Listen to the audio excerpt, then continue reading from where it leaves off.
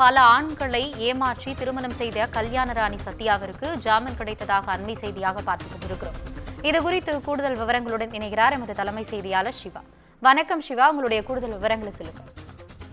ஆனந்தி, பல ஆண்களை திருமணம் செய்து ஏமாற்றியது தொடர்பான ஒரு மோசடி வழக்குல கல்யாண ராணி சத்யாவுக்கு தற்போது ஜாமீன் வழங்கி சென்னை உயர்நீதிமன்றம் அதற்கான உத்தரவை பிறப்பித்திருக்கிறது. திருப்பூரை சேர்ந்த மகேஷ் அரவிந்த் என்பவரை திருமணம் செய்து மோசடி செய்ததாக கூறி ஈரோடு மாவட்டம் கொடுமுடியைச் சேர்ந்த சத்யா என்பவர் மீது போலீசில் புகார் அளிக்கப்பட்டிருந்தது.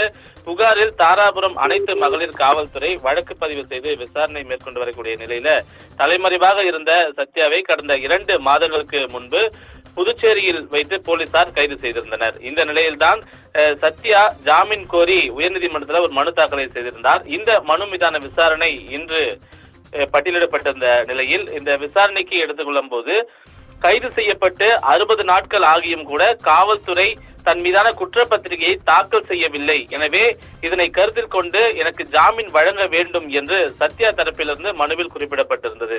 எனவே இதனை கேட்டறிந்த நீதிபதிகள் உரிய காலத்தில் குற்றப்பத்திரிகை தாக்கல் செய்யவில்லை ஏன் என்ற ஒரு கேள்வியை காவல்துறைக்கு முன்வைத்தது மட்டுமல்லாமல் இதன் ஒரு காரணமாகவே சத்யாவிற்கு ஜாமீன் வழங்கப்படுகிறது என்ற ஒரு உத்தரவை தற்போது பிறப்பித்திருக்கிறார். எனவே 50 பேரை ஏமாற்றியதாக மோசடி வழக்கில் கைது செய்யப்பட்டிருக்கக்கூடிய சத்யாவிற்கு தற்போது சென்னை உயர்நீதிமன்றம் ஜாமீன் வழங்கி இந்த உத்தரவை பிறப்பித்திருக்கின்றது. ஆனந்தி,